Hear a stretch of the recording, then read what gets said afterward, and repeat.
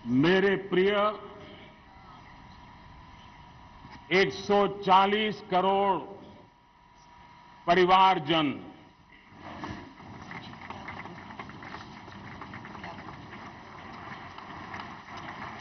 दुनिया का सबसे बड़ा लोकतंत्र और अब बहुत लोगों का अभिप्राय है कि जनसंख्या की दृष्टि से भी हम विश्व में नंबर 1 पर है। इतना बड़ा विशाल देश, 140 करोड़ देश कि मेरे भाई बहन, मेरे परिवारजन आज आजादी का पर्व मना रहे हैं। मैं देश के कोटि कोटि जनों को, देश और दुनिया में भारत को प्यार करने वाले, भारत का सम्मान करने वाले, भारत का गौरव करने वाले कोटि कोटि जनों को आजादी के इस महान पवित्र पर्व की अनेक अनेक शुभकामनाएं देता हूं। मेरे प्यारे परिवारजन, पूज्य बापू के नेतृत्व में असहयोग का आंदोलन, सत्याग्रह की मूवमेंट और भगत सिंह, सुखदेव, राजगुरु जैसे अनगिनत वीरों का बलिदान, उस पीढ़ी में शायद ही कोई व्यक्ति होगा जिसने देश की आजादी में अपना योगदान न दिया हो। मैं आज देश की आजादी के जंग में जिन जिन ने योगदान दिया है, बलिदान दिए हैं, त्याग किया है, तपस्या की है, उन सबको आदरपूर्वक नमन करता हूं, उनका अभिनंदन करता हूं। आज 15 अगस्त महान क्रांतिकारी और अध्यात्म जीवन के ऋषितुल्य प्रणेता श्री अरबिंदो की 150वीं जयंती पूर्ण हो रही है। ये वर्ष स्वामी दयानंद सरस्वती के 150वीं जयंती का वर्ष है। ये वर्ष रानी दुर्गावती के 500वीं जन्मशती का बहुत ही पवित्र अवसर है, जो पूरा देश बड़े धामधूम से मनाने वाला है। ये वर्ष मीराबाई, भक्ति योग की सिरमौर मीराबाई के 525 वर्ष का भी ये पावन पर्व है। ये बार जो 26 जनवरी हम मनाएंगे वो हमारे गणतंत्र दिवस की 75वीं वर्षगांठ होगी। अनेक प्रकार से अनेक अवसर, अनेक संभावनाएं राष्ट्र निर्माण में जुटे रहने के लिए, पल पल नई प्रेरणा, पल पल नई चेतना, पल पल सपने, पल पल संकल्प, शायद इससे बड़ा कोई अवसर नहीं हो सकता। मेरे प्यारे परिवारजन, इस बार प्राकृतिक आपदा ने देश के अनेक हिस्सों में अकल्पनीय संकट पैदा किए। जिन परिवारों ने इस संकट में सहन किया है, मैं उन सभी परिवारजनों के प्रति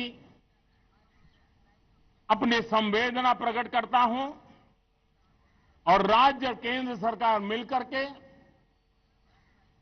उन सभी संकटों से जल्दी से मुक्त होकर के फिर तेज गति से आगे बढ़ेंगे, ये मैं विश्वास दिलाता हूं। मेरे प्यारे परिवारजनों, पिछले कुछ सप्ताह नॉर्थ ईस्ट में, विशेषकर मणिपुर में और हिंदुस्तान के भी अन्य कुछ भागों में, लेकिन विशेषकर मणिपुर में जो हिंसा का दौर चला, कई लोगों को अपना जीवन खोना पड़ा, मां बेटियों के सम्मान के साथ खिलवाड़ हुआ। लेकिन कुछ दिनों से लगातार शांति की खबरें आ रही हैं। देश मणिपुर के लोगों के साथ है।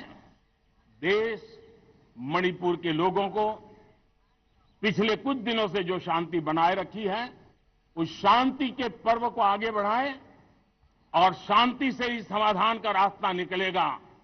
और राज्य और केंद्र सरकार मिलकर के उन समस्याओं के समाधान के लिए भरपूर प्रयास कर रही है, करती रहेगी। मेरे प्यारे परिवारजनों, जब हम इतिहास की तरफ नजर करते हैं तो इतिहास में कुछ पल ऐसे आते हैं जो अपनी अमिट छाप छोड़ करके जाते हैं और उसका प्रभाव सदियों तक रहता है। और कभी कभी शुरुआत में वो बहुत छोटा लगता है, छोटी सी घटना लगती है, लेकिन वो अनेक समस्याओं की जड़ बन जाती है। हमें याद है 1000-1200 साल पहले इस देश पर आक्रमण हुआ। एक छोटे से राज्य के छोटे से राजा का पराजय हुआ, लेकिन तब पता तक नहीं था कि एक घटना भारत को 1000 साल की गुलामी में फंसा देगी। और हम गुलामी में जकड़ते गए, जो आया लूटता गया, जो जिसका मन चाहा हम पे आके सवार हो गया। कैसा विपरीत काल रहा होगा वो 1000 साल का। मेरे प्यारे परिवारजनों, घटना छोटी क्यों ना हो, लेकिन 1000 साल तक प्रभाव छोड़ के रही है। लेकिन मैं आज इस बात का जिक्र इसलिए करना चाहता हूं कि भारत के वीरों ने इस कालखंड में कोई भूभाग ऐसा नहीं था, कोई समय ऐसा नहीं था जब उन्होंने देश की आजादी के लौ को गलता न रखा हो, बलिदान की परंपरा न बनाई हो। मां भारती बेड़ियों से मुक्त होने के लिए उठ खड़ी हुई थी, जंजीरों को झकझोर रही थी। और देश की नारी शक्ति, देश की युवा शक्ति, देश के किसान, देश के गांव के लोग, मजदूर, कोई हिंदुस्तानी ऐसा नहीं था जो आजादी के सपने को लेकर के जीता न हो। आजादी को पाने के लिए मर मिटने के लिए तैयार होने वालों की एक बड़ी फौज तैयार हो गई थी। जेलों में जवानी खपाने वाले अनेक महापुरुष हमारे देश की आजादी को, इन गुलामी की बेड़ियों को तोड़ने के लिए लगे हुए थे। मेरे प्यारे परिवारजनों, जन चेतना को वो व्यापक रूप, त्याग और तपस्या का वो व्यापक रूप, जन जन के अंदर एक नए विश्वास जगाने वाला वो पल आखिरकार 1947 में देश आजाद हुआ। 1000 साल की गुलामी में संजोए हुए सपने देशवासी पूरे करते हुए देखे। साथियों, मैं 1000 साल पहले की बात इसलिए कह रहा हूं, मैं देख रहा हूं फिर एक बार देश के सामने एक मौका आया है। इस ऐसे कालखंड में हम जी रहे हैं, ऐसे कालखंड में हमने प्रवेश किया है और यह हमारा सौभाग्य है कि भारत के ऐसे अमृत काल में, यह अमृत काल का पहला वर्ष है, या तो हम जवानी में जी रहे हैं या हम मां भारती की गोद में जन्म ले चुके हैं। और ये कालखंड, मेरे शब्द लिख करके रखिए मेरे प्यारे परिवारजनों, इस कालखंड में जो हम करेंगे, जो कदम उठाएंगे, जितना त्याग करेंगे, तपस्या करेंगे, सर्वजन हिताय सर्वजन सुखाय, एक के बाद एक फैसले लेंगे, आने वाले 1000 साल का देश का स्वर्णिम इतिहास उससे अंकुरित होने वाला है।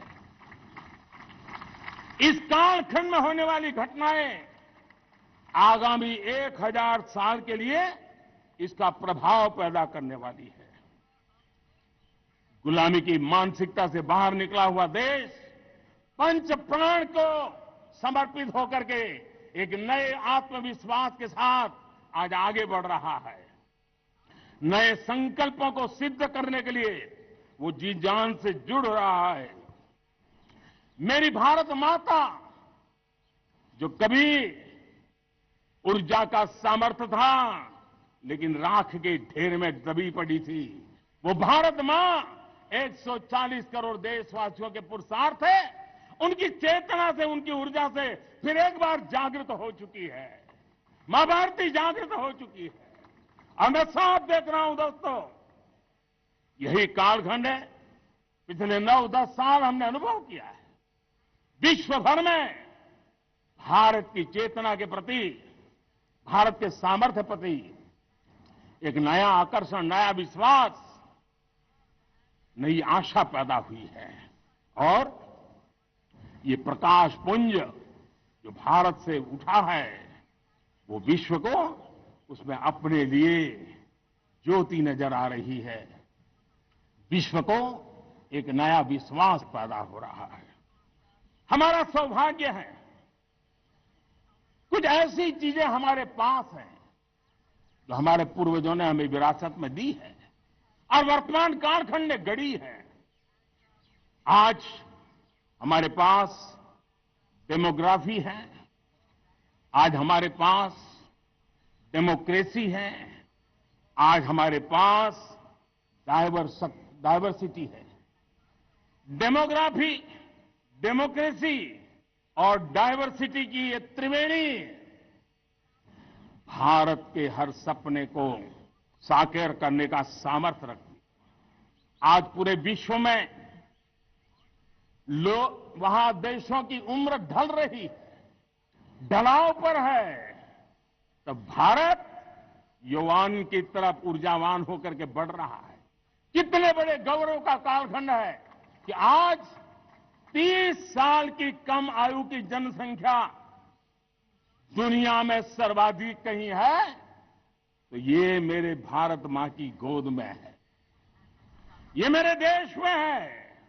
और 30 साल से कम उम्र की नौजवान हो मेरे देश के पास हो, कोटि कोटि भुजाएं हो, कोटि कोटि मस्तिष्क हो, कोटि कोटि सपने, कोटि कोटि संकल्प हो, तो भाइयों बहनों, मेरे प्रिय परिवारजनों, हम इच्छित परिणाम प्राप्त करके रह सकते हैं। मेरे प्यारे परिवारजनों, देश का भाग्य ऐसी घटनाएं बदल देती है, यह सामर्थ्य देश के भाग्य को बदल देता है।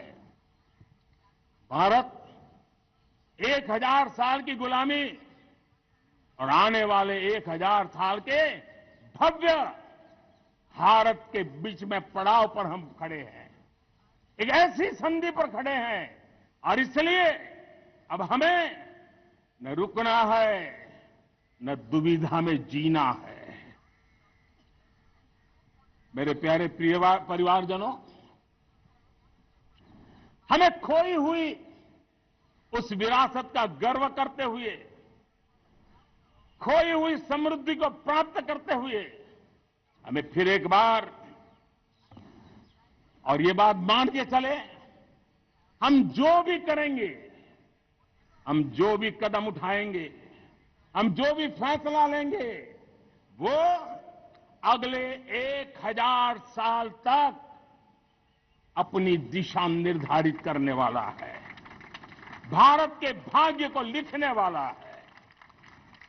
मैं आज मेरे देश के नौजवानों को, मेरे देश की बेटे बेटियों को ये जरूर कहना चाहूंगा, जो सौभाग्य आज मेरे युवाओं को मिला है, ऐसा सौभाग्य शायद ही किसी के नसीब होता है जो आपके नसीब हुआ है, और इसलिए हमें ये गंवाना नहीं है। युवा शक्ति पर मेरा भरोसा है, युवा शक्ति में सामर्थ्य है, और हमारी नीतियां, हमारी रीतियां भी उस युवा सामर्थ्य को और बल देने के लिए हैं। आज मेरे युवाओं ने दुनिया में पहले 3 स्टार्टअप इकोसिस्टम में भारत को स्थान दिला दिया है। विश्व के युवाओं को अचंभा हो रहा है भारत के इस सामर्थ्य को लेकर के, भारत की इस ताकत को देख करके। आज दुनिया टेक्नोलॉजी ड्रिवन है, और आने वाला युग टेक्नोलॉजी से प्रभावित रहने वाला है, और तब टेक्नोलॉजी में भारत की जो टैलेंट है उसकी एक नई भूमिका रहने वाली है। साथियों, मैं पिछले दिनों G20 समिट में बाली गया था, और बाली में दुनिया के समृद्ध देश, दुनिया के विकसित देश भी, उनके मुखिया मुझे भारत की डिजिटल इंडिया की सफलता के लिए बारीकियों से जानने के लिए इच्छुक थे।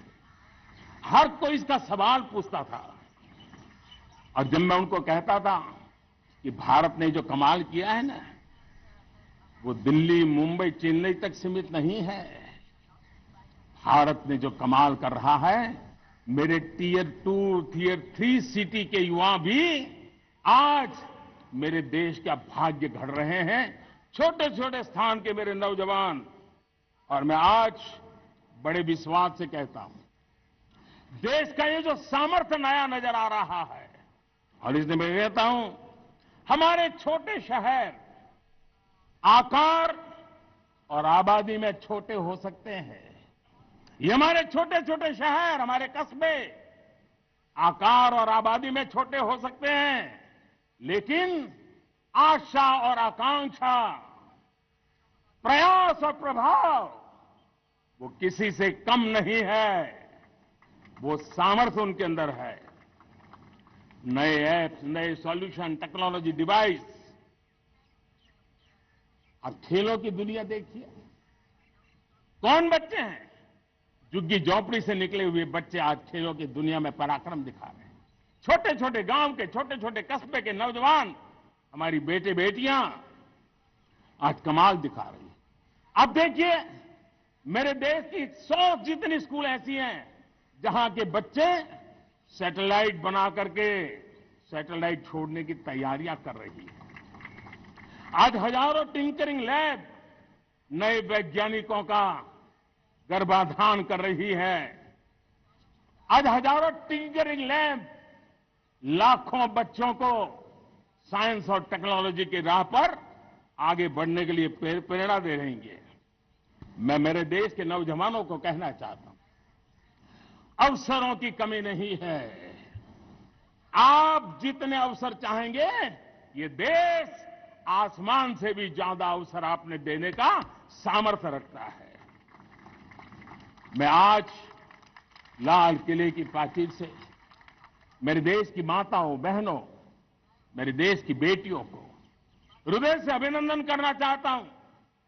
देश आज जब पहुंचा है, अब विशेष शक्ति जुड़ रही है मेरी माताओं बहनों के सामर्थ्य की।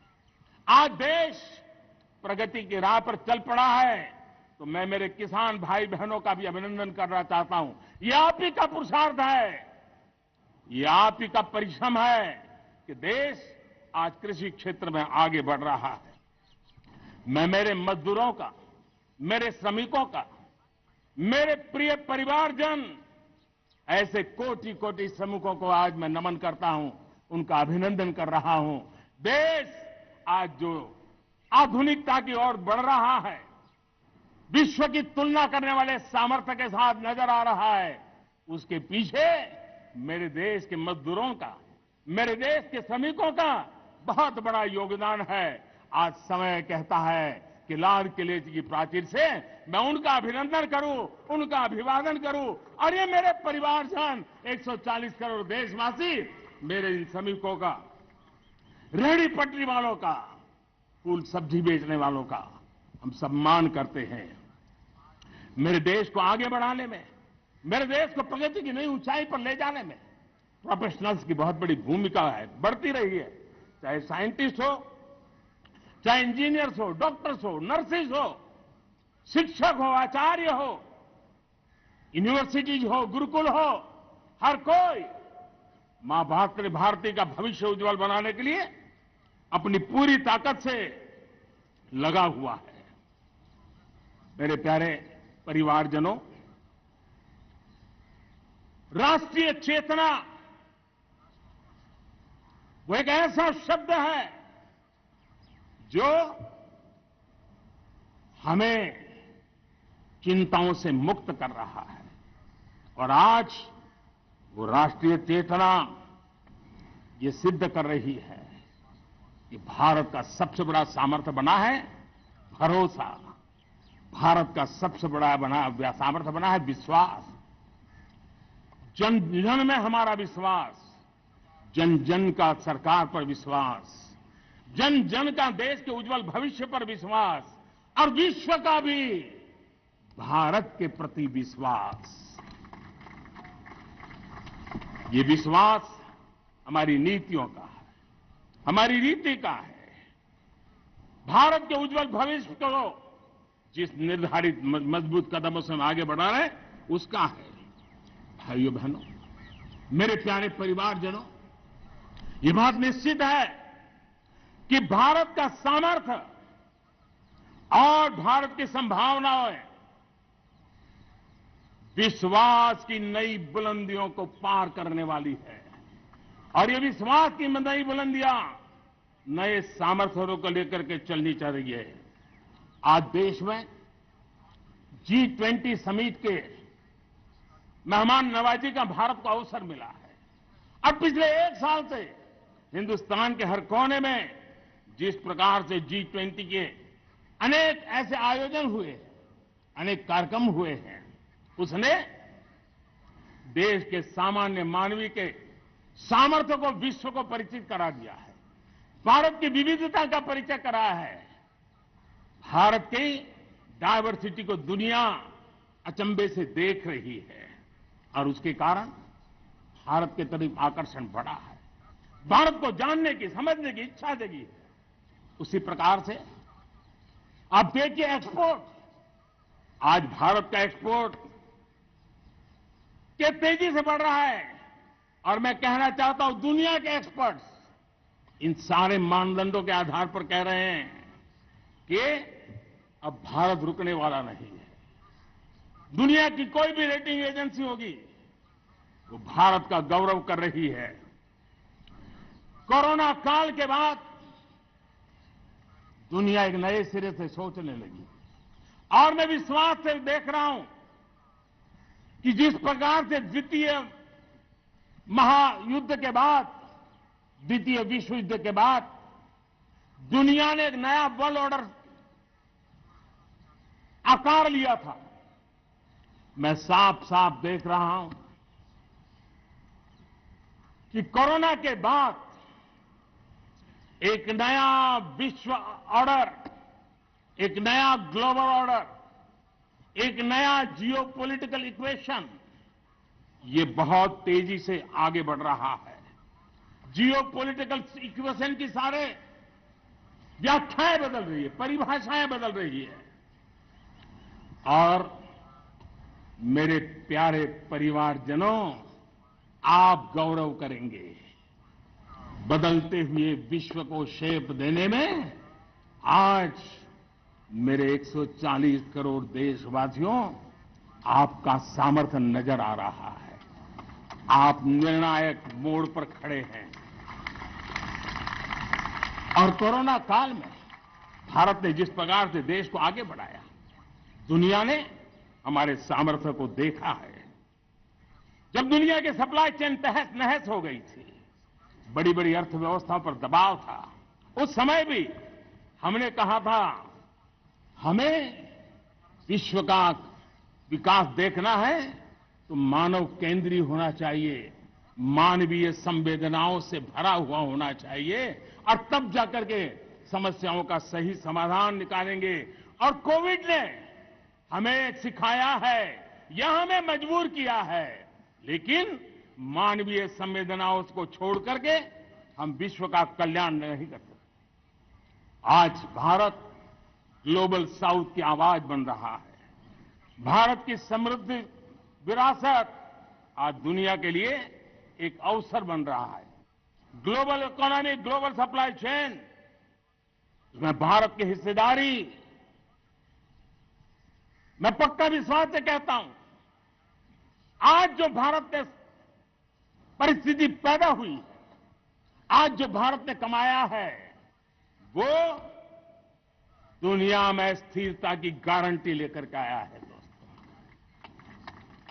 अब न हमारे मन में, न 140 करोड़ मेरे परिवारजनों के मन में और न ही दुनिया के मन में कोई इफ्स है, कोई बट्स है।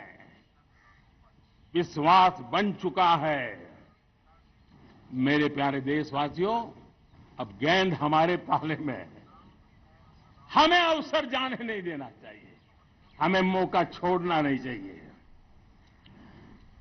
भारत में मैं मेरे देशवासियों का इसलिए भी अभिनंदन करता हूं कि मेरे देशवासियों में एक नीर क्षीर विवेक का सामर्थ्य है, समस्याओं की जड़ों को समझने का सामर्थ्य है। और इसलिए 2014 में मेरे देशवासियों ने 30 साल के अनुभव के बाद तय किया कि देश को आगे ले जाना है तो स्थिर सरकार चाहिए, मजबूत सरकार चाहिए, पूर्ण बहुमत वाली सरकार चाहिए। और देशवासियों ने एक मजबूत और स्थिर सरकार बनाई। और 3 दशकों के जो अनिश्चितता का कालखंड था, जो अस्थिरता का कालखंड था, जो राजनीतिक मजबूरियों से देश जकड़ा हुआ था, उससे मुक्ति मिली है। मेरे प्यारे परिवारजनों, देश के पास आज एक ऐसी सरकार है, वो सर्वजन हिताय सर्वजन सुखाय, देश के संतुलित विकास के लिए समय का पल पल और जनता की पाई पाई, जनता की भलाई के लिए लगा रही है। और मेरी सरकार, मेरे देशवासियों का मन एक बात से जुड़ा हुआ है। हमारे हर निर्णय, हमारे हर दिशा, उसका एक ही मानदंड है, नेशन फर्स्ट, राष्ट्र प्रथम। और राष्ट्र प्रथम यही दूरगामी परिणाम, सकारात्मक परिणाम पैदा करने वाला है। देश में बड़े स्तर पर काम हो रहा है। और लेकिन मैं कहना चाहूंगा, 2014 में आपने एक मजबूत सरकार बनाई और मैं कहता हूं 2014 में और 2019 में आपने एक सरकार फॉर्म की तो मोदी में रिफॉर्म करने की हिम्मत आई। आपने ऐसी सरकार फॉर्म की कि मोदी को रिफॉर्म की हिम्मत आई। और जब मोदी ने एक के बाद एक रिफॉर्म किए तो मेरे ब्यूरोक्रेसी के लोग, मेरे लाखों हाथ पैर जो हिंदुस्तान के कोने कोने में सरकार के हिस्से के रूप में काम कर रहे हैं, उन्होंने ब्यूरोक्रेसी ने ट्रांसफॉर्म करने के लिए परफॉर्म करने की जिम्मेवारी बखूबी निभाई और उन्होंने परफॉर्म करके दिखाया और जनता जनार्दन जुड़ गई तो वो ट्रांसफॉर्म होता भी नजर आ रहा है। और इसलिए रिफॉर्म, परफॉर्म, ट्रांसफॉर्म, ये कालखंड अब भारत के भविष्य को गढ़ रहा है। और हमारी सोच देश की उस ताकतों को बढ़ावा देने पर है जो आने वाले 1000 साल की नींव को मजबूत करने वाले हैं। दुनिया को युवा शक्ति की जरूरत है, युवा स्किल की जरूरत है। हमने अलग स्किल मिनिस्ट्री बनाई। वो भारत की आवश्यकताओं को तो पूरी करेगी, वो दुनिया की आवश्यकताओं को पूरी करने का भी सामर्थ्य रखेगी। हमने जल शक्ति मंत्रालय बनाया। मंत्रालय की बनाने की रचना को भी अगर कोई एनालिसिस करेगा ना, तो इस सरकार के मन मस्तिष्क को बड़े अच्छे ढंग से आप समझ पाएंगे। हमने जल शक्ति मंत्रालय बनाया। ये जल शक्ति मंत्रालय हमारे देश के एक एक देशवासियों को पीने का शुद्ध पानी पहुंचे, पर्यावरण की रक्षा के लिए पानी के प्रति संवेदनशील व्यवस्थाएं विकसित हो, उस पर हम बल रहे हैं। हमारे देश में कोरोना के बाद दुनिया देख रही है, होलिस्टिक हेल्थ केयर ये समय की मांग है। हमने अलग आयुष मंत्रालय बनाया और योग और आयुष आज दुनिया में अपना परचम लहरा रहे हैं। हमने दुनिया को हमारे कमिटमेंट के कारण विश्व का हमारे प्रति ध्यान गया है। अगर हम ही हमारे इस सामर्थ्य को नकार देंगे तो फिर दुनिया कैसे स्वीकार करेगी। लेकिन जब मंत्रालय बना तो दुनिया को भी उसका मूल्य समझ में आया। मत्स्य पालन, हमारा इतना बड़ा समुद्री तट, हमारे कोटि कोटि मछुआरे भाई बहन, उनका कल्याण भी हमारे दिलों में है। और इसलिए हमने अलग से मत्स्य पालन को लेकर के, पशुपालन को लेकर के, डेयरी को लेकर के अलग मंत्रालय की रचना की, ताकि समाज के जिस वर्ग के लोग पीछे रह गए उनको हम साथ लें। देश में सरकारी अर्थव्यवस्था के हिस्से होते हैं, लेकिन समाज की अर्थव्यवस्था का एक बड़ा हिस्सा है कोऑपरेटिव मूवमेंट। उसको बल देने के लिए, उसको आधुनिकता लाने के लिए और देश के कोने कोने में लोकतंत्र की सबसे बड़ी इकाई को मजबूत करने के लिए हमने अलग कोऑपरेटिव मंत्रालय बनाया। और वो हमारी सहकारी संस्थाएं उसका जाल बिछा रहा है, ताकि गरीब से गरीब की वहां सुनवाई हो, उसकी आवश्यकताओं की पूर्ति हो, और वो भी राष्ट्र की विकास की योगदान में एक छोटी इकाई का हिस्सा बनकर के उसमें वो योगदान दे रखें। हमने सहकार से समृद्धि का रास्ता अपनाया है। मेरे प्यारे परिवारजनों, जब हम लोग 14 में आए थे तो हम वैश्विक अर्थव्यवस्था में 10वें नंबर पर थे, और आज 140 करोड़ देशवासियों का पुरुषार्थ रंग लाया है कि हम विश्व की अर्थव्यवस्था में 5वें नंबर पर पहुंच चुके हैं। और ये ऐसे ही नहीं हुआ है। जब भ्रष्टाचार का राक्षस देश को दबोचे हुए थे, लाखों करोड़ के घोटाले अर्थव्यवस्था को डामाडोल कर रहे थे, गवर्नेंस फ्रेजाइल फाइल में देश की पहचान होने लगी थी, लीकेजेस को हमने बंद किया, मजबूत अर्थव्यवस्था बनाई, हमने गरीब कल्याण के लिए ज्यादा से ज्यादा धन खर्चने का प्रयास किया। और आज मैं देशवासियों को बताना चाहता हूं कि जब देश आर्थिक रूप से समृद्ध होता है तो सिर्फ तिजोरी नहीं बढ़ती है, देश का सामर्थ्य बढ़ता है, देशवासियों का सामर्थ्य बढ़ता है। और तिजोरी का पाई पाई अगर ईमानदारी से जनता जनार्दन के लिए खर्च करने का संकल्प लेने वाली सरकार हो तो परिणाम कैसा आता है। मैं 10 साल का हिसाब तिरंगे की साक्षी में लाल किले की प्राचीर से मेरे देशवासियों को दे रहा हूं।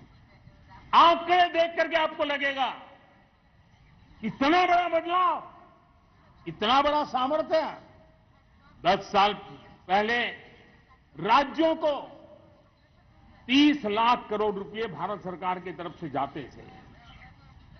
पिछले 9 साल में यह आंकड़ा 100 लाख करोड़ पर पहुंचा है। पहले स्थानीय निकाय के विकास के लिए भारत सरकार के खजाने से 70,000 करोड़ रुपया जाता था, आज वो 3 लाख करोड़ से भी ज्यादा जा रहा है। पहले गरीबों के घर बनाने के लिए 90,000 करोड़ रुपया खर्च होता था। आज वो 4 गुना होकर के 4 लाख करोड़ से भी ज्यादा खर्च गरीबों के घर बनाने के लिए हो रहा है। पहले गरीबों को यूरिया सस्ता मिले, जो यूरिया की बैग दुनिया के कुछ बाजारों में 3,000 में बिकती है, वो यूरिया की बैग मेरे किसानों को 300 में मिले। और इसलिए देश की सरकार 10 लाख करोड़ रुपया मेरे किसानों की यूरिया में सब्सिडी दे रहा है। मुद्रा योजना 20 लाख करोड़ रुपए, उससे भी ज्यादा मेरे देश के नौजवानों को स्वरोजगार के लिए, अपने व्यवसाय के लिए, अपने कारोबार के लिए दिए हैं। 8 करोड़ लोगों ने नया कारोबार शुरू किया है। और 8 करोड़ लोगों ने कारोबार शुरू किया था नहीं, हर कारोबारी ने एक या दो लोगों को रोजगार दिया है।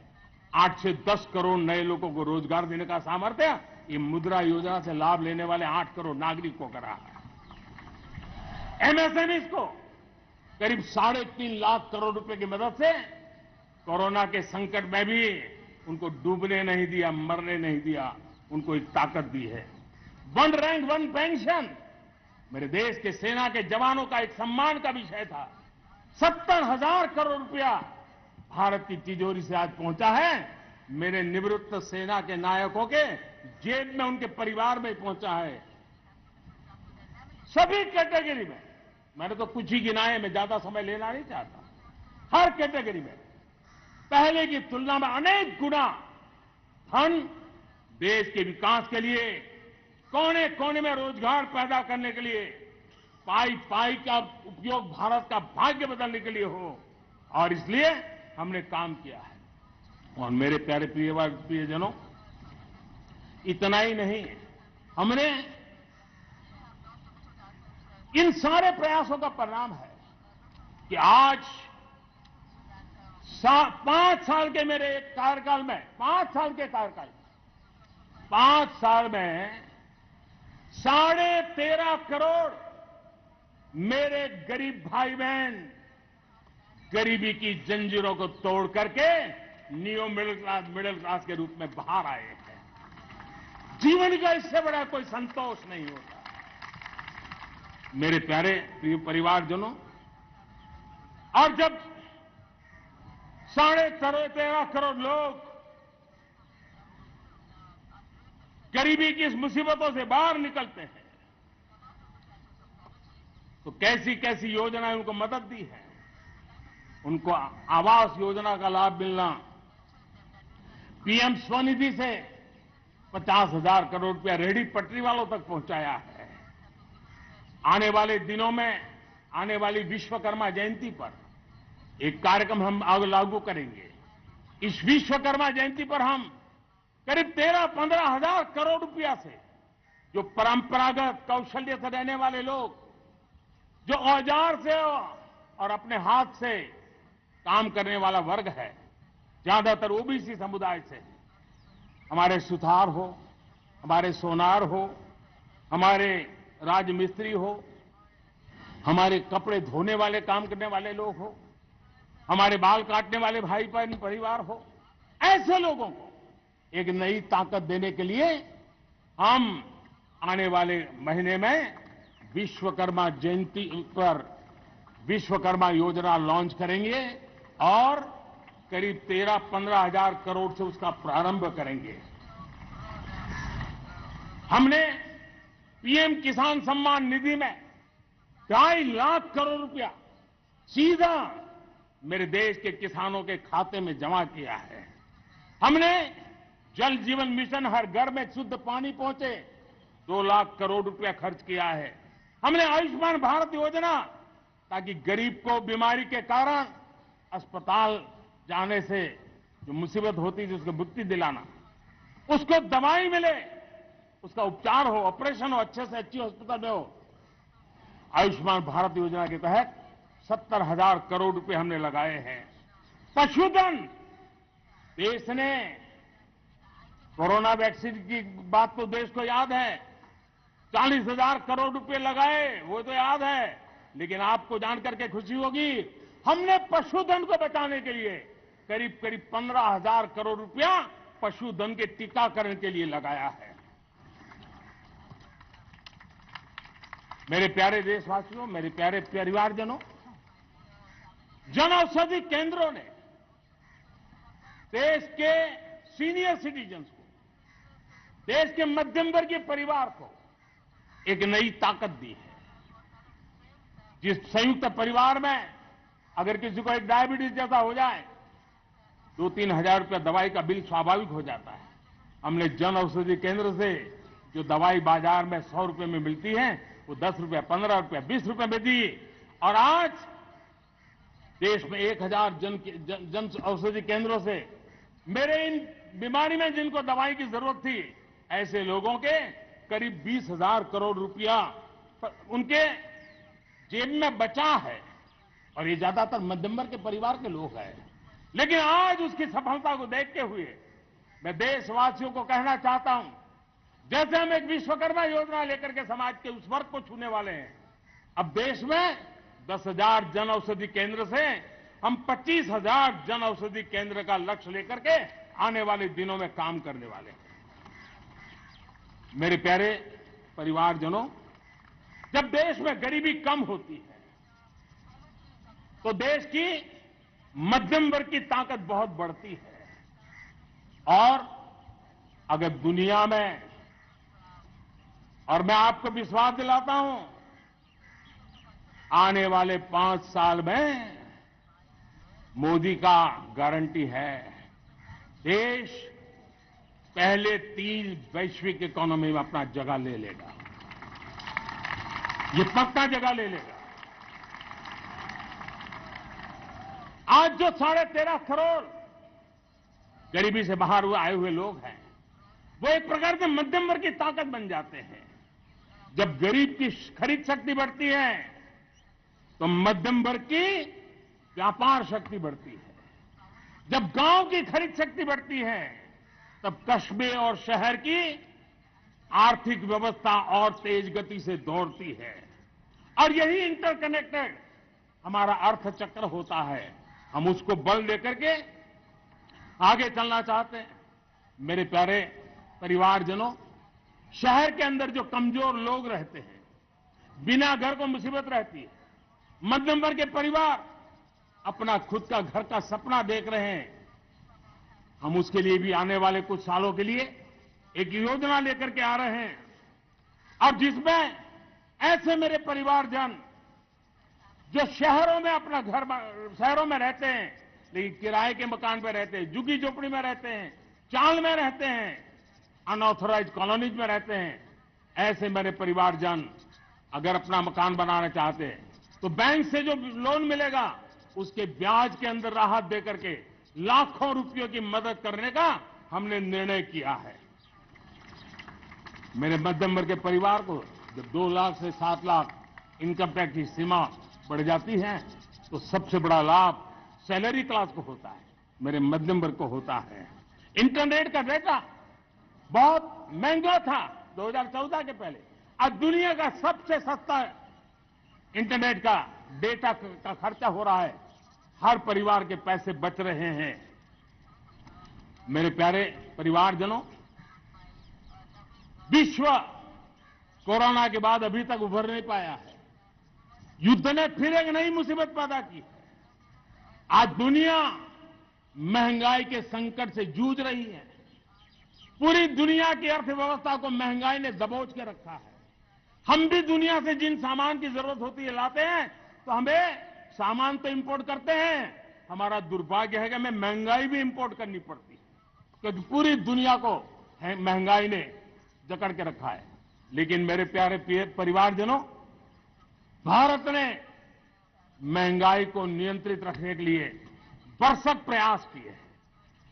पिछले कालखंड की तुलना में हमें कुछ सफलता भी मिली है, लेकिन इतने से संतोष नहीं मान सकते।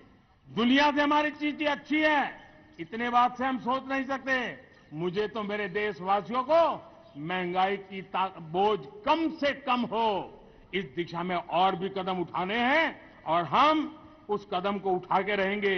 मेरा प्रयास निरंतर जारी रहेगा। मेरे प्यारे परिवारजनों, आज देश अनेक क्षमताओं को लेकर के आगे बढ़ रहा है। देश आधुनिकता की तरफ आगे बढ़ने के लिए काम कर रहा है। आज देश रिन्यूएबल एनर्जी पे काम कर रहा है। आज देश ग्रीन हाइड्रोजन पे काम कर रहा है। देश की स्पेस पे क्षमता बढ़ रही है तो देश की डीप सी मिशन में भी सफलता के साथ आगे चल रहा है। देश में रेल आधुनिक हो रही है तो वंदे भारत बुलेट ट्रेन भी आज देश के अंदर काम कर रही है।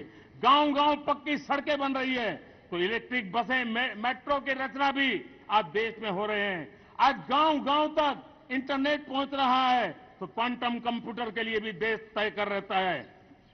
नैनो यूरिया, नैनो डीएपी उस पर काम हो रहा है तो दूसरी तरफ जैविक खेती पर भी हम बल दे रहे हैं। आज किसान उत्पादक संघ एफपीओ का निर्माण हो रहा है तो हम सेमीकंडक्टर का भी निर्माण करने के लिए चाह रहे हैं। हम दिव्यांगजनों के लिए एक सुगम भारत के निर्माण के लिए काम करते हैं तो हम पैरालंपिक में भी हिंदुस्तान का तिरंगा झंडा गाड़ने के लिए मेरे दिव्यांगजनों को सामर्थ्यवान बना रहे हैं। हम खिलाड़ियों को स्पेशल ट्रेनिंग दे रहे हैं।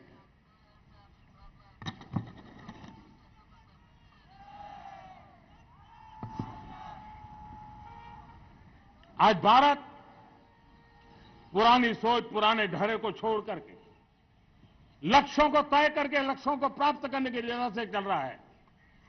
और जब मैं कहता हूं ना कि जिसका शिलान्यास हमारी सरकार करती है उसका उद्घाटन भी हमारे कालखंड में करते हैं। इन दिनों जो मैं शिलान्यास कर रहा हूं ना, आप लिख के रखिए, उसके उद्घाटन भी आप सबने मेरे नसीब में ही छोड़े हुए हैं। हमारी कार्य संस्कृति बड़ा सोचना, दूर का सोचना, सर्वजन हिताय सर्वजन सुखाय सोचना, ये हमारी कार्यशैली रही है। और सोच से भी ज्यादा, संकल्प से भी ज्यादा हासिल कैसे करना, इस ऊर्जा के साथ हम काम करते हैं।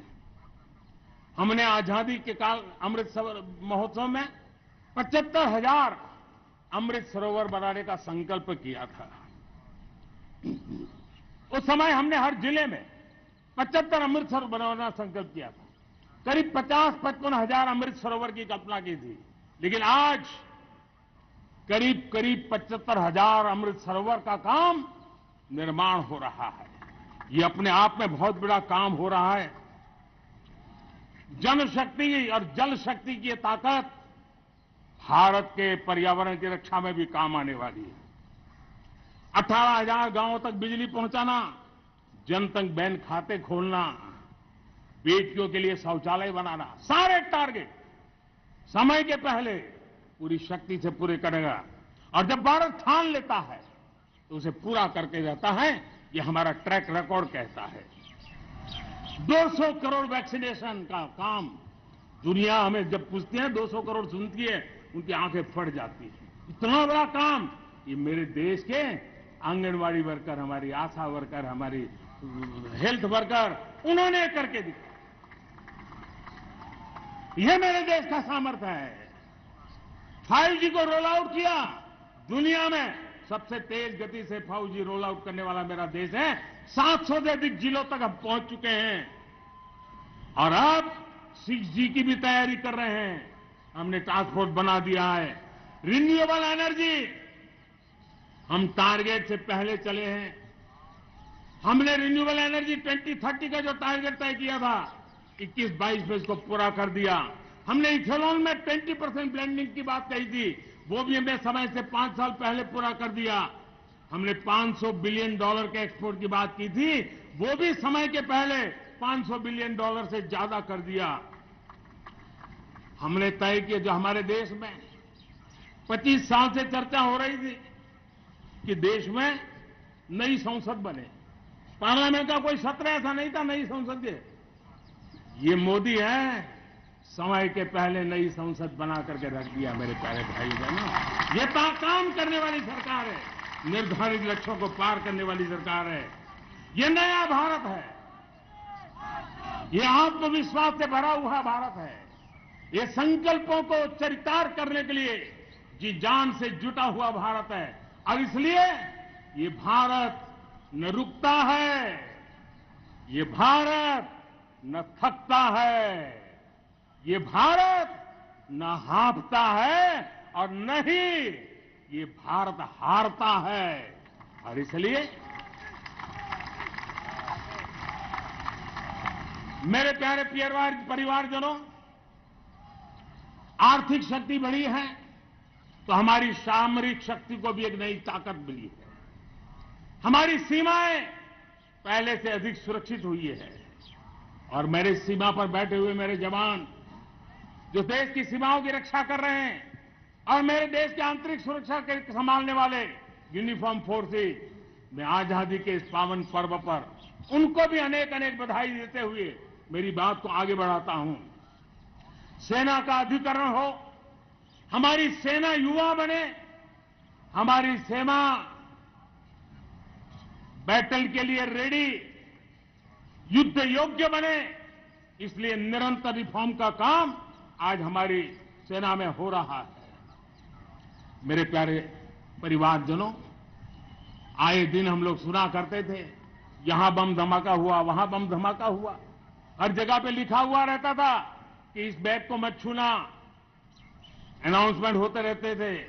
आज देश सुरक्षा की अनुभूति कर रहा है और जब सुरक्षा होती है, शांति होती है, तो प्रगति के नए अरमान हम पूरे कर सकते हैं। उसको लिए सीरियल बम धमाके का जमाना बीती हुई बात हो गई है। निर्दोषों के जो मौत होते थे वो बीते हुए कल की बात हो गई है। आज देश में आतंकी हमलों में भारी कमी आई है। नक्सल प्रभावित क्षेत्रों में भी बहुत बड़ा बदलाव आया है, बहुत बड़ा परिवर्तन का एक वातावरण बना है। मेरे प्यारे परिवारजनों, प्रगति के हर चीज में, लेकिन जब 2047 हम एक विकसित भारत का सपना लेकर के चल रहे हैं तब, और वो सपना नहीं 140 करोड़ देशवासियों का संकल्प है और उस संकल्प को सिद्ध करने के लिए परिश्रम की पराकाष्ठा भी है। और उसकी सबसे बड़ी ताकत होती है वो राष्ट्रीय चरित्र होता है। दुनिया में जिन जिन देशों ने प्रगति की है, दुनिया में जो जो देश संकटों से वो पार करके निकले हैं, उसमें हर चीज के साथ साथ एक महत्वपूर्ण कैटलिक एजेंट रहा है, वो राष्ट्रीय चरित्र रहा है। और हमें राष्ट्रीय चरित्र के लिए और बल देते हुए हमें आगे बढ़ना होगा। हमारा देश, हमारा राष्ट्रीय चरित्र ओजस्वी हो, तेजस्वी हो, पुरुषार्थी हो, पराक्रमी हो, प्रखर हो, ये हम सबका सामूहिक दायित्व है। और आने वाले 25 साल हम एक ही मंत्र को लेकर चले, ये हमारे राष्ट्रीय चरित्र के सिरमौर होना चाहिए, एकता का संदेश, भारत की एकता को जीना, भारत की एकता को आंच आए, न ऐसी मेरी भाषा होगी, न ऐसा मेरा कोई कदम होगा। हर पल देश को जोड़ने का प्रयास मेरी तरफ से भी होता रहेगा। भारत की एकता हमें सामर्थ्य देती है। उत्तर हो, दक्षिण हो, पूर्व हो, पश्चिम हो, गांव हो, शहर हो, पुरुष हो, नारी हो, हम सबने एकता के भाव के साथ और विविधता भरे देश में एकता का सामर्थ्य होता है। और दूसरी महत्व की बात मैं देख रहा हूं, अगर 2047 में हमें हमारे देश को विकसित भारत के रूप में देखना है तो हमें श्रेष्ठ भारत के मंत्र को जीना होगा, हमें चरितार्थ करना होगा। अब हमारे प्रोडक्शन में मैंने 2014 में कहा था जीरो डिफेक्ट, जीरो इफेक्ट। दुनिया के किसी भी टेबल पर मेक इन इंडिया चीज हो तो दुनिया को विश्वास होना चाहिए, इससे बेहतर दुनिया में कुछ नहीं हो सकता है। ये अल्टीमेट होगा। हमारी हर चीज, हमारी सर्विसेज होगी तो श्रेष्ठ होगी, हमारे शब्द की ताकत होगी तो श्रेष्ठ होगी, हमारी संस्थाएं होगी तो श्रेष्ठ होगी, हमारी निर्णय प्रक्रियाएं होगी तो श्रेष्ठ होगी। ये श्रेष्ठता का भाव लेकर के हमें चलना होगा। तीसरी बात है, देश में आगे बढ़ाने के लिए एक अतिरिक्त शक्ति का सामर्थ्य भारत को आगे ले जाने वाला है और वो है विमेन लेड डेवलपमेंट। आज भारत गर्व से कह सकता है कि दुनिया में नागरिक उड्डयन में अगर किसी एक देश में सबसे ज्यादा विमेन पायलट हैं तो मेरे देश में है। आज चंद्रयान की गति हो, मून मिशन की बात हो, मेरी विमेन साइंटिस्ट उसका नेतृत्व कर रहे हैं। आज विमेन सेल्फ हेल्प ग्रुप हो, मेरी 2 करोड़ लखपति दीदी का लक्ष्य लेकर के आज विमेन सेल्फ हेल्प ग्रुप पे हम काम कर रहे हैं। हम हमारी नारी शक्ति के सामर्थ्य को बढ़ावा देते हुए विमेन लेड डेवलपमेंट के, और जब G20 में मैंने विमेन लेड डेवलपमेंट के विषय को आगे बढ़ाया है तो पूरा G20 समूह इसके महत्व को स्वीकार कर रहा है और उसके महत्व को स्वीकार कर करके वो उसको बहुत बल दे रहे हैं। उसी प्रकार से भारत विविधताओं से भरा देश है। असंतुलित विकास के हम शिकार रहे हैं। मेरा पराया का के कारण हमारे देश के कुछ हिस्से उसके शिकार रहे हैं। अब हमें रीजनल एस्पिरेशंस को, संतुलित विकास को बल देना है और रीजनल एस्पिरेशंस को लेकर के उस भावना को हमें सम्मान देते हुए, जैसे हमारी भारत मां का कोई, हमारा शरीर का कोई अंग अगर अविकसित रहे तो हमारा शरीर विकसित नहीं माना जाएगा। हमारा शरीर का कोई अंग दुर्बल रहे तो हमारा शरीर स्वस्थ नहीं माना जाएगा।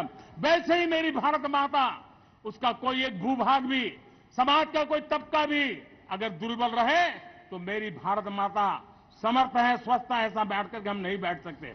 और इसलिए रीजनल एस्पिरेशन को हमने एड्रेस करने की आवश्यकता है और इसलिए हम समाज का सर्वांगीण विकास हो, सर्वस्पर्शी विकास हो, भूभाग के हर क्षेत्र को उसकी अपनी ताकत को खिलने का अवसर मिले, उस दिशा में आगे बढ़ना चाहते हैं। मेरे प्यारे परिवारजनों, भारत एक मदर ऑफ डेमोक्रेसी है। भारत मॉडल ऑफ डायवर्सिटी भी है। भाषाएं अनेक हैं, बोलियां अनेक हैं, परिधान अनेक हैं, विविधताएं बहुत है। हमने उन सारे को आधार पर आगे बढ़ना है। मेरे प्यारे परिवारजनों, देश के जब मैं एकता की बात करता हूं तब अगर घटना मणिपुर में होती है तो पीड़ा महाराष्ट्र में होती है, अगर बाढ़ आसाम में आती है तो बेचैन केरला हो जाता है। हिंदुस्तान के किसी भी हिस्से में कुछ भी हो, हम एक अंगांगी भाव की अनुभूति करते हैं। मेरे देश की बेटियों पर जुल्म न हो, यह हमारा सामाजिक भी दायित्व है, यह हमारा पारिवारिक दायित्व भी है और ये देश के नाते हम सबका दायित्व है। आज जब अफगानिस्तान से गुरु ग्रंथ साहब के स्वरूप को लाते हैं तो पूरा देश गौरव की अनुभूति करता है। जब आज दुनिया के किसी देश में कोविड के काल में मेरा कोई सिख भाई लंगर लगाता है, भूखों को खिलाता है और दुनिया में वाहवाही होती है तो हिंदुस्तान का सीना चौड़ा हो जाता है।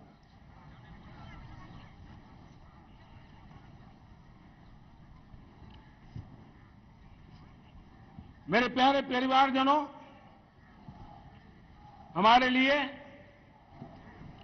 जब नारी सम्मान की बात करते हैं, मुझे अभी एक देश में दौरा कर रहा तो वहां एक बहुत ही सीनियर मिनिस्टर, उसने मुझे एक सवाल पूछा। उसने कहा, आपके यहां बेटियां साइंस और इंजीनियरिंग के विषयों की पढ़ाई करती हैं क्या?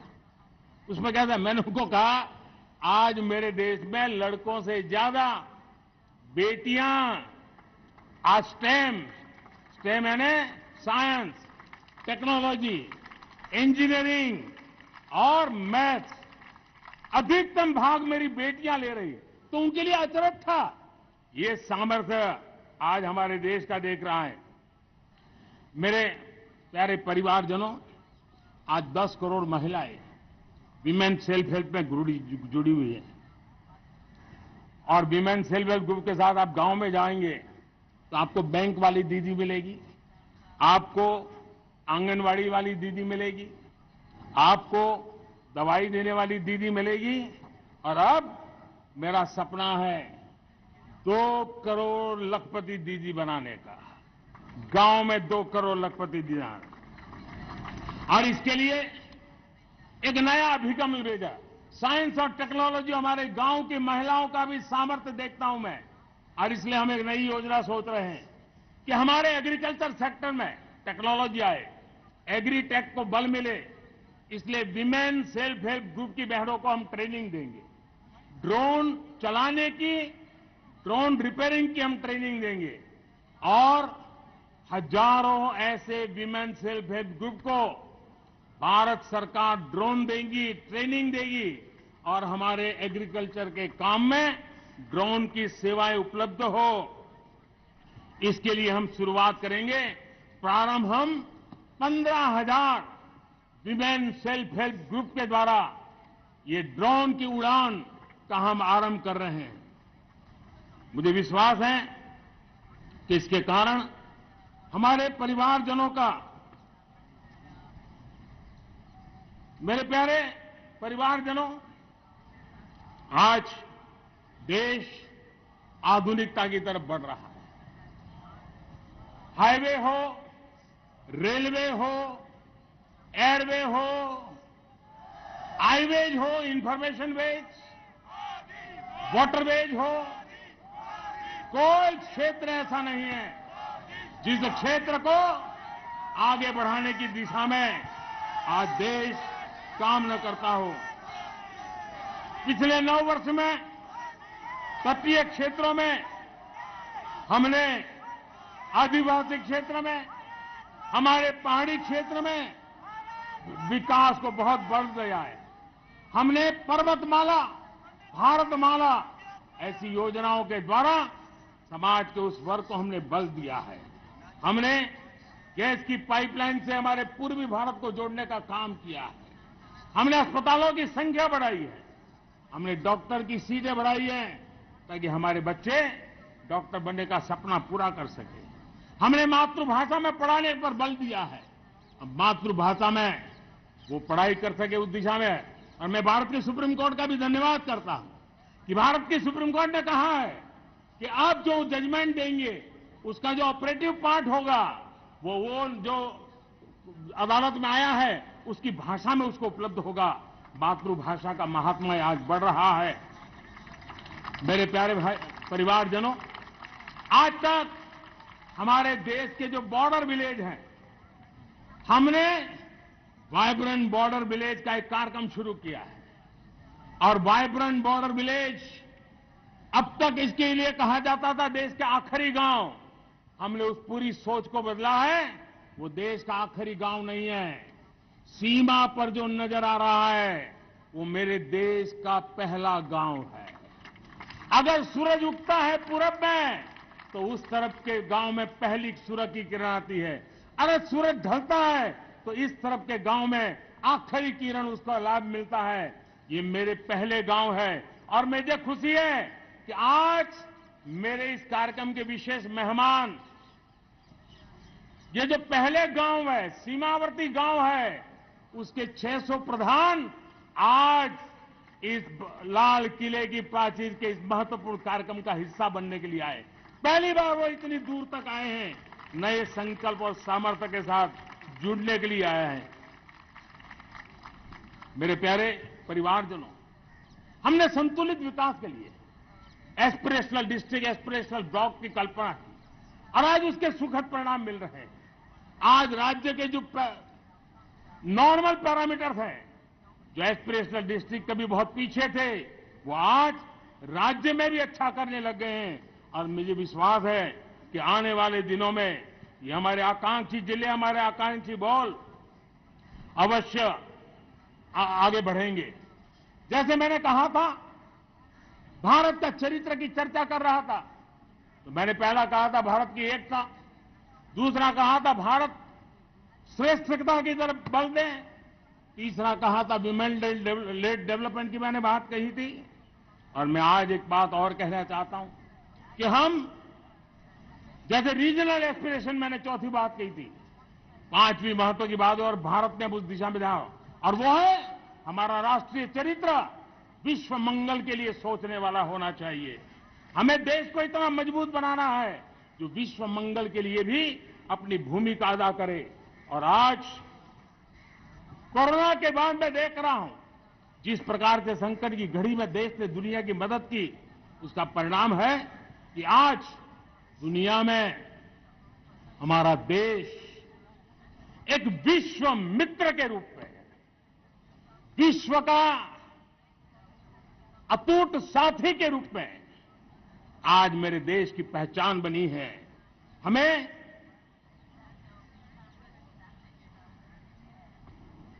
जब विश्व मंगल की बात करते हैं तब भारत का मूलभूत विचार है, उस विचार को हम आगे बढ़ाने लोग हैं।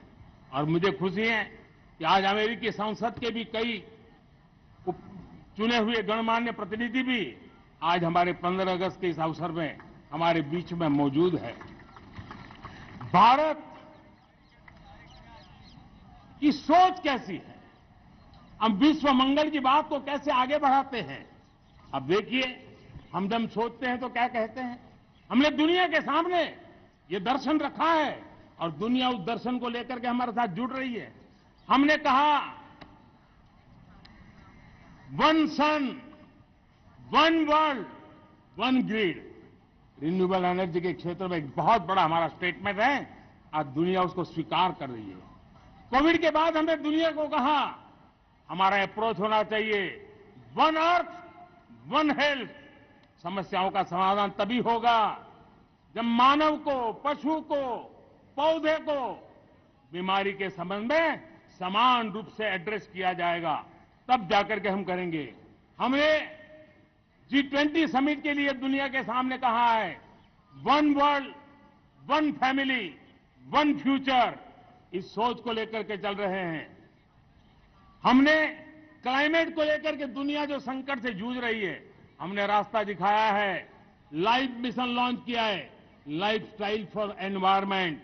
हमने दुनिया के सामने इंटरनेशनल सोलर अलायंस बनाया और आज दुनिया के कई देश इंटरनेशनल सोलर अलायंस का हिस्सा बन रहे हैं।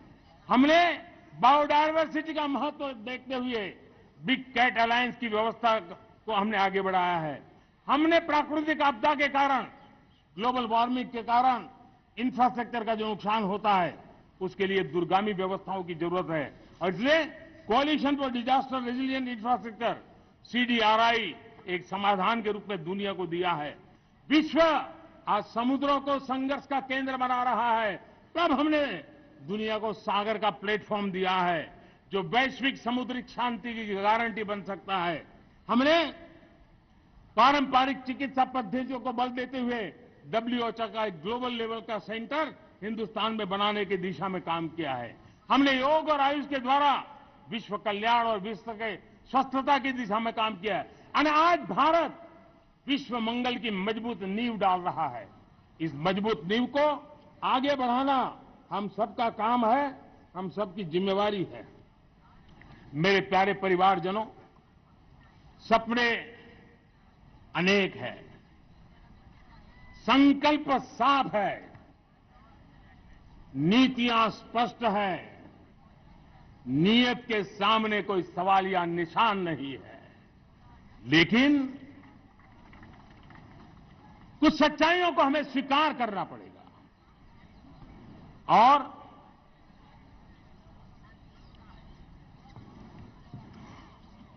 उसके समाधान के लिए मेरे प्रिय परिवारजनों, मैं आज लाल किले से आपकी मदद मांगने आया हूं। मैं लाल किले से आपके आशीर्वाद मांगने आया हूं, क्योंकि पिछले सालों मैंने देश को जो समझा है, देश की आवश्यकताओं को जो मैंने परखा है और अनुभव के आधार पर मैं कह रहा हूं कि आज गंभीरतापूर्वक उन चीजों को हमें लेना होगा। आजादी के अमृतकाल में 2047 में जब देश आजादी के 100 साल मनाएगा, उस समय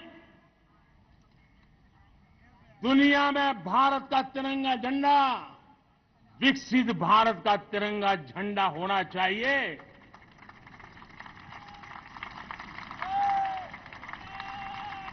रत्ती भर भी हमें रुकना नहीं है, पीछे नहीं हटना है। और इसके लिए शुचिता, पारदर्शिता और निष्पक्षता, ये पहली मजबूती की जरूरत है। हमें उस मजबूती को जितना ज्यादा खाद पानी दे सकते हैं, संस्थाओं के माध्यम से दे सकते हैं, नागरिक के नाते दे सकते हैं, परिवार के नाते दे सकते हैं, ये हमारा सामूहिक दायित्व होना चाहिए। और इसलिए पिछले 75 साल का इतिहास देखिए, भारत के सामर्थ्य में कोई कमी नहीं थी। अरे जो देश कभी सोना की चिड़िया कहा जाता था, वो देश क्यों न फिर से उस सामर्थ्य को लेकर के खड़ा हो सकता है। मेरा अटूट विश्वास है साथियों, मेरे प्रिय परिवारजनों, मेरा अखंड अटूट एक निष्ठ विश्वास है कि 2047 में जब देश आजादी के 100 साल मनाएगा, मेरा देश विकसित भारत बन के रहेगा।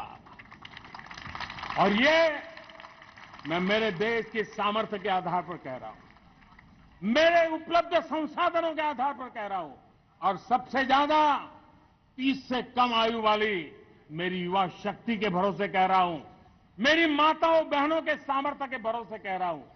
लेकिन उसके सामने अगर कोई रुकावट है, कुछ विकृतियां पिछले 75 साल में ऐसे घर कर गई है, हमारी समाज व्यवस्था का ऐसा हिस्सा बन गई है कि कभी कभी तो हम आंख भी बंद कर देते हैं। अब आंख बंद करने का समय नहीं है।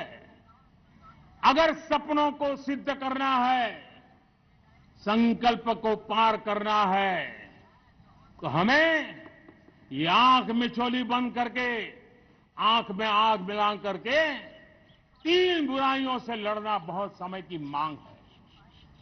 हमारे देश की सारी समस्याओं की जड़ में भ्रष्टाचार ने दिमक की तरह देश की सारी व्यवस्थाओं को, देश के सामर्थ्य को पूरी तरह नोच लिया। भ्रष्टाचार से मुक्ति, भ्रष्टाचार के खिलाफ जंग हर इकाई में, हर क्षेत्र में। और मैं देशवासियों, मेरे प्रिय परिवारजनों, ये मोदी के जीवन का कमिटमेंट है।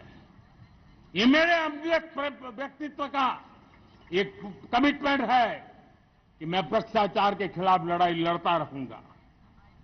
दूसरा, हमारे देश को नोच लिया है परिवारवाद ने।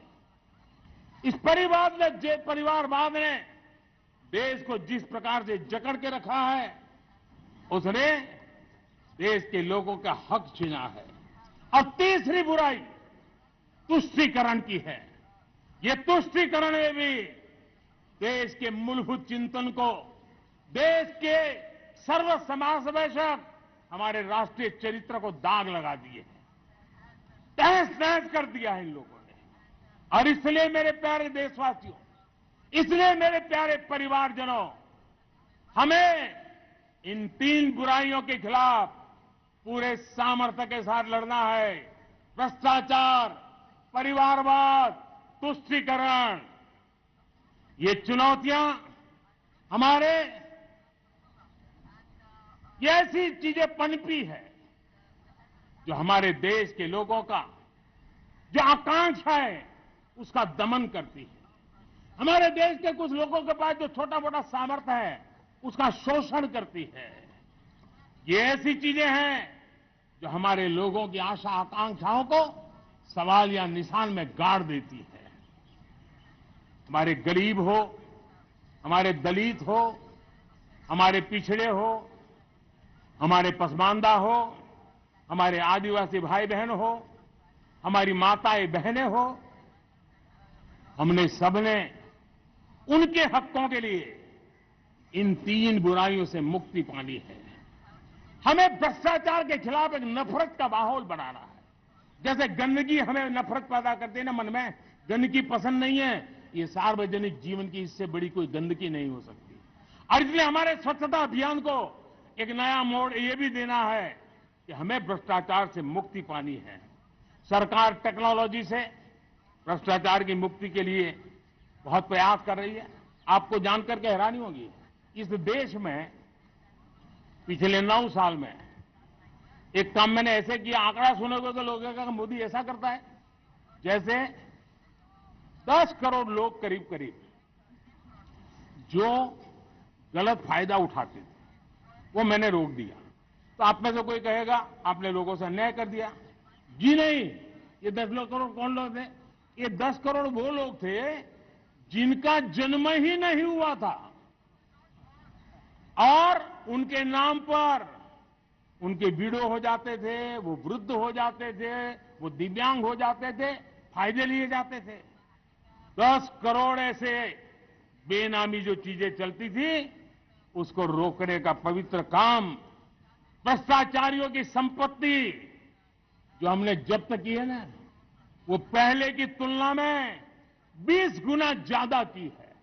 मेरे प्यारे परिवारजनों, ये आपकी कमाई का पैसा लोग लेकर के भागे थे, 20 गुना ज्यादा संपत्ति को जब्त करने का। और इसलिए लोगों की मेरे प्रति नाराजगी होना बहुत स्वाभाविक है, लेकिन मुझे भ्रष्टाचार के खिलाफ की लड़ाई को आगे बढ़ाना है। हमारे सरकारी व्यवस्था ने पहले कैमरा के सामने तो कुछ हो जाता था, लेकिन बाद में चीजें अटक जाती थी। हमने पहले की तुलना में कई गुना ज्यादा अदालत में चार्जशीट की है और अब जमानतें भी नहीं मिलती हैं। वैसी पक्की व्यवस्था को लेकर के हम आगे बढ़ रहे हैं, क्योंकि हम ईमानदारी से भ्रष्टाचार के खिलाफ लड़ रहे हैं। आज परिवारवाद और तुष्टीकरण, इसने देश का बहुत बड़ा दुर्भाग्य किया है। अब लोकतंत्र में ये कैसे हो सकता है कि पॉलिटिकल पार्टी, और मैं विशेष बल दे रहा हूं पॉलिटिकल पार्टी, आज मेरे देश के लोकतंत्र में एक ऐसी विकृति आई है जो कभी भारत के लोकतंत्र को मजबूती नहीं दे सकती। और वो क्या है बीमारी? परिवारवादी पार्टियां। और उनका तो मंत्र क्या है? Party of the family, by the family and for the family. इनका तो जीवन मंत्र यही है कि उनकी पॉलिटिकल पार्टी, उनका राजनीतिक दल परिवार का, परिवार के द्वारा और परिवार के लिए, परिवारवाद और भाई भतीजावाद प्रतिभाओं के दुश्मन होते हैं, योग्यता को नकारते हैं, सामर्थ्य को स्वीकार नहीं करते हैं। और इसलिए परिवारवाद इस देश के लोकतंत्र की मजबूती के लिए उसकी मुक्ति जरूरी है। सर्वजन हिताय सर्वजन सुखाय, हर किसी को हक मिले इसलिए, और सामाजिक न्याय के लिए भी ये बहुत। उसी प्रकार से तुष्टीकरण ने सामाजिक न्याय का सबसे बड़ा नुकसान किया। अगर सामाजिक न्याय को तबाह किसने किया है तो ये तुष्टीकरण की सोच, तुष्टीकरण की राजनीति, तुष्टीकरण का सरकारी योजनाओं का तरीका, इसने सामाजिक न्याय को मौत के घाट उतार दिया है। और इसलिए हमें तुष्टीकरण, भ्रष्टाचार, ये विकास का सबसे बड़ा दुश्मन है। अगर देश विकास चाहता है, देश 2047 विकसित भारत का सपना का साकार करना चाहता है, तो हमारे लिए आवश्यक है कि हम किसी भी हालत में देश में भ्रष्टाचार को सहन नहीं करेंगे। इस मूड को लेकर के चलना चाहिए। मेरे प्यारे परिवारजनों, हम सबका एक बहुत बड़ा महत्वपूर्ण दायित्व है। आपने जिस प्रकार से जिंदगी जी है, हमारे आने वाली पीढ़ी को ऐसी जिंदगी जीने के लिए मजबूर करना, यह हमारा गुनाह है।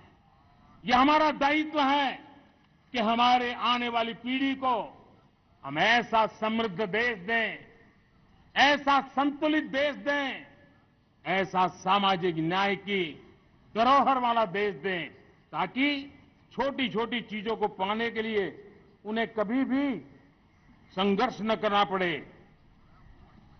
हम सभी का कर्तव्य, हर नागरिक का कर्तव्य है, और ये अमृत काल कर्तव्य काल है। हम कर्तव्य से पीछे नहीं हो सकते। हमें वो भारत बनाना है जो पूज्य बापू के सपनों का था। हमें वो भारत बनाना है जो हमारे स्वतंत्र सेनानियों का सपना था। हमें वो भारत बनाना है जो हमारे वीर शहीदों का था, हमारी वीरांगनाओं का था, जिन्होंने मातृभूमि के लिए अपना जीवन दे दिया था। मेरे प्यारे परिवारजनों, मैं जब 2014 में आपके पास आया था, तब 2014 में मैं परिवर्तन का वादा लेकर के आया था। 2014 में मैंने आपको वादा किया था, मैं परिवर्तन लाऊंगा, और 140 करोड़ मेरे परिवारजन, आपने मुझ पे भरोसा किया और मैंने विश्वास पूरा करने की कोशिश की। रिफॉर्म, परफॉर्म, ट्रांसफॉर्म, वो 5 साल जो वादा था वो विश्वास में बदल गया, क्योंकि मैंने परिवर्तन का वादा किया था। रिफॉर्म, परफॉर्म, ट्रांसफॉर्म के द्वारा मैंने इस वादे को विश्वास में बदल दिया। कठोर परिश्रम किया है, देश के लिए किया है, शान से किया है, सिर्फ और सिर्फ नेशन फर्स्ट, राष्ट्र सर्वोपरि, इस भाव से किया है। 2019 में परफॉर्मेंस के आधार पर आप सबने मुझे फिर से आशीर्वाद दिया। परिवर्तन का वादा मुझे यहां ले आया, परफॉर्मेंस मुझे दोबारा ले आया, और आने वाले 5 साल अभूतपूर्व विकास के हैं। 2047 के सपने को साकार करने का सबसे बड़ा स्वर्णिम पल आने वाले 5 साल है। और अगली बार 15 अगस्त को इसी लाल किले से मैं आपको देश की उपलब्धियां, आपके सामर्थ्य, आपके संकल्प, उसमें हुई प्रगति, उसकी जो सफलता है, उसके गौरवगान, उससे भी अधिक आत्मविश्वास के सामने, आपके सामने मैं प्रस्तुत करूंगा। मेरे प्यारे प्रियजनों, मेरे परिवारजनों, मैं आप में से आता हूं, मैं आपके बीच से निकला हूं, मैं आपके लिए जीता हूं। अगर मुझे सपना भी आता है तो आपके लिए आता है। अगर मैं पसीना भी बहाता हूं तो आपके लिए बहाता हूं, क्योंकि इसलिए नहीं कि आपने मुझे दायित्व दिया है, मैं इसलिए कर रहा हूं कि आप मेरे परिवारजन हैं, और आपके परिवार के सदस्य के नाते मैं आपके किसी दुख को देख नहीं सकता, मैं आपके सपनों को चूर चूर होते नहीं देख सकता हूं, मैं आपके संकल्प को सिद्धि तक ले जाने के लिए आपका एक साथी बनकर के, आपका एक सेवक बनकर के, आपके साथ जुड़े रहने का, आपके साथ जीने का, आपके लिए जूझने का मैं संकल्प लेकर के चला हुआ इंसान हूं। और मुझे विश्वास है, हमारे पूर्वजों ने आजादी के लिए जो जंग लड़ा था, जो सपने देखे थे, वो सपने हमारे साथ है। आजादी के जंग में जिन्होंने बलिदान दिया था, उनके आशीर्वाद हमारे साथ है। और 140 करोड़ देशवासियों को एक ऐसा अवसर आया है। ये अवसर हमारे लिए एक बहुत बड़ा संबल लेकर के आया है। और इसलिए मेरे प्यारे प्रियजनों, आज जब मैं अमृतकाल में आपके साथ बात कर रहा हूं, ये अमृतकाल का पहला वर्ष है।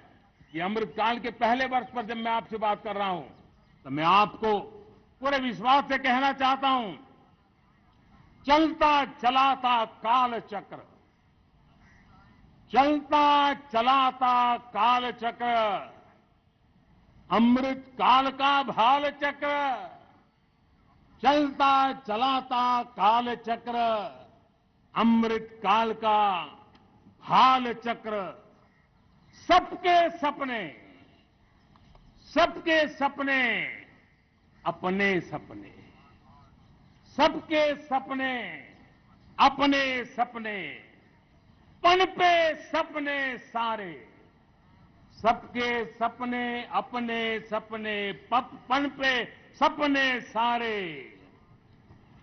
धीर चले, वीर चले, धीर चले, वीर चले, चले युवा हमारे, धीर चले, वीर चले, चले युवा हमारे, नीति सही, नीति सही, रीति नहीं, नीति सही, रीति नहीं, गति सही, गति सही, राह नहीं, गति सही, राह नहीं।